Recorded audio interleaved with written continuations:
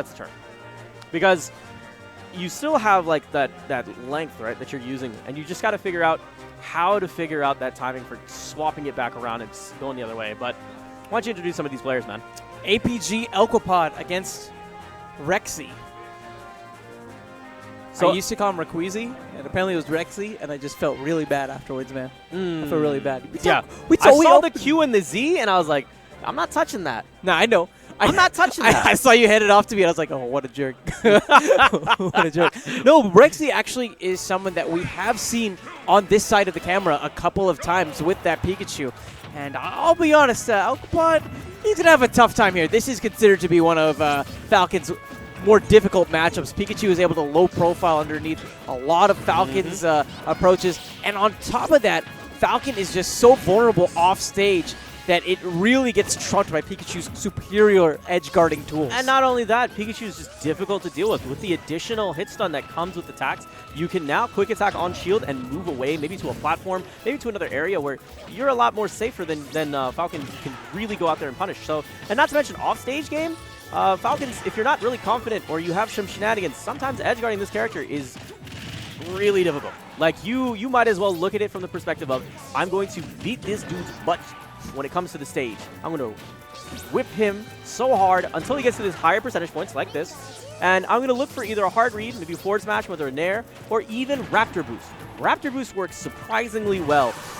And forward smashes work pretty well on top of that. ReQzee, beautiful, dropping down with the aerial to ensure Elquapod's going down one. Oh, see, that was a bit too far.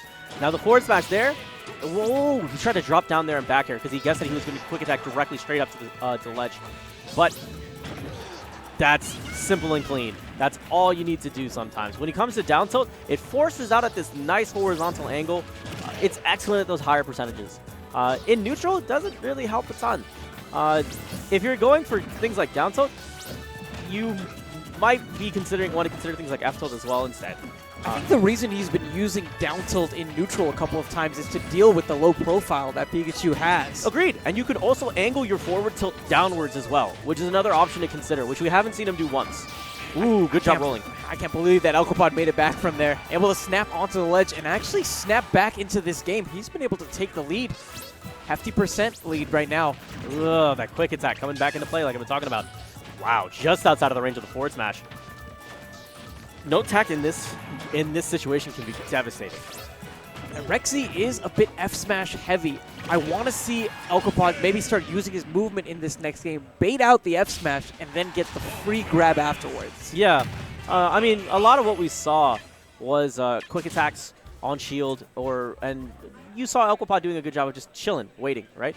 The thing that's really awesome is when you see the smarts, you see the gears turning, and like you look into those other options that are there, like those down tilts, whether it's those side Bs, whether it's those simple nairs. Nair in this game is phenomenal, and it's not used nearly. It wasn't used a ton in that game. Also, all that up tilt is super sick. If they peek their head up over the edge, that up tilt is devastating. Yeah, but what we've seen from edge guards from Elquapod was just the down tilt in the last case. Correct. Or the gentleman to send them off initially. He's got a couple of tricks in the bag. This is true. Good drop down back air on top of him. Sees there. That's the punishment that we're looking for. Roll into immediate dash out of shield, which is great. If you have someone right behind you, it's excellent if they're still in recovery. Beautiful. The way Elquapod is just using his movement here, right? You'll notice he'll run up, and instead of going immediately for the grab like ReQzee might be expecting, he's doing just a couple of quick jabs instead, keeping ReQzee in check. Or even better, he'll do things like shield.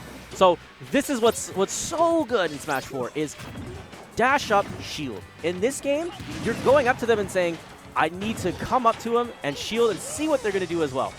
It's the Smash 4 shimmy, right? Going up to them and just saying, I'm going to collect information. I want to see what your tendency is. Are you gung-ho? Do you want to put damage on me? Or are you just waiting to see what I'm doing? And are you simply reacting? Oh! He was waiting for that roll. Get up onto the stage. The F-smash to catch him. Fantastic finish of the stock. And now Elquapod needs to play catch-up. This is where it's tough. Pikachu has such a brutal punish game in the early percents on Falcon that ReQzee can really make this game start spiraling out of control. And with the additional tempo, it then puts even more pressure on Elquapod to get everything taken care of quickly. He has to make some sort of a hard read. Falcon, that's the way that Falcon works. Oh, no tech. He could have done it too. He wasn't so close to the edge that he couldn't do it, where that the tech frames overlapped by the hit stun on the ledge. So he could have been able to tech that. I don't think he was expecting it. I don't think anybody was expecting that. That was a good finish. Brutal game, really, for Elquapod. It just felt like he couldn't do much of anything. He was able to keep up neck and neck, but I feel after that F smash connected, he lost all of his momentum going into the next stock. And as far as this game goes, especially when you're playing a character like Falcon, you need that momentum. You need that ability to reach within yourself and say, I'm going to body you right here, right now with a disgusting combo. He's a very tempo-driven character, but the problem is that exactly what you touched on previously. Pikachu has these great up tilts. He has this great quick attack. He has a lot of awesome tools to deal with this character who's already a bit of a fast faller and combo potential for Pikachu, especially with these quick moves, these quick tilts. It's not going to be an easy fight for him. Excellent job with the gentleman, but how does he follow up? How does he cash in? The string of up airs look great, but there was the air dodge to avoid that follow-up. Air dodge, go ahead. ReQzee, closing the distance that time. That was so tricky. I thought he was going to be playing it more zone-oriented when he started throwing out the Thunder Jolts, but he actually changes things up. Elquapod, not prepared for the approach, ends up getting clipped by the tail end of the Thunder. Oh, he tried to go for back air, but he got clipped. He wasn't in active frames yet, and ReQzee saw that pretty early. ReQzee. I'm wondering. Oh, wow. Baby! Just another brutal read from ReQzee. Another one. That was great. Momentum was such a factor in that last game. Let's see if Elquapod can maybe brush off the cobwebs. He did a good job of jabbing there to reset, but he didn't have a follow-up afterwards. You saw him make the hard call out there, trying to do up smash to catch ReQzee coming back onto the stage high. Unfortunately, he was a bit too high for him to catch. And unlike in previous iterations of Smash, in this game, those Thunder Jolts offstage can actually be punished. There's a reason why players like ESAM don't really opt for it as much. And it's a bit outdated. ReQzee has to be cautious, and Elquapod has to start picking up on some punish opportunities. Ooh, there's the back air. Excellent job to be over the disjointed hitbox of the electricity, and then landing on top of him with that nice back air. ReQzee. It's not going to take much, really, for him to close this stock out, close this set out, but that's where I would have liked to see the grab from Elquapod. Instead of the dash attack. But I think in his head he had already committed. I think that he thought at the very least he would clank with something, right? I think that's what justified it. He just simply had already committed to an option or too early. There's the shoulder. I think he's going to try to see if he's just going to wait. At this point, he hasn't had really much success for punishing ReQzee for getting back onto the stage. So I think he's trying to wait, see where he's going to go, and then try to react and punish. ReQzee is... It feels at times that ReQzee knows what Elquapod is going to do before he does. The way that he's putting out some of these smash attacks, even before the up smash, if it wasn't a sour spot, it would have closed the set out. This is actually anyone's game right now.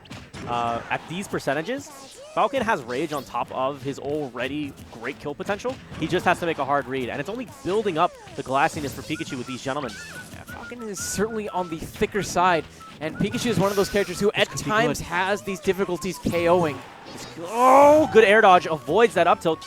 Oh, and there's the punish from ReQzee, and it was all because of the misspacing on the grab. He was a couple of pixels away from snagging ReQzee, but it was all the pixels he needed to close that stock out. He was literally centimeters away from victory. In that position, Falcon, off of one grab, can capitalize so heavily. The thing that he would have had to do is taken him off stage and find some way to connect some sort of an aerial. At that distance, he could have connected Nair, been perfectly fine, and he would have taken him out. He could have connected Knee, perfectly fine. Dare would have been a bit of a risk as well, but he could have done that as well. The fact that he could have gone out there, cut off options to recover to the stage, and make him adhere to him in some way or shape or form, or at the very least, force a reset situation back onto the stage, the ball was in his court. And unfortunately, he just threw it out of bounds.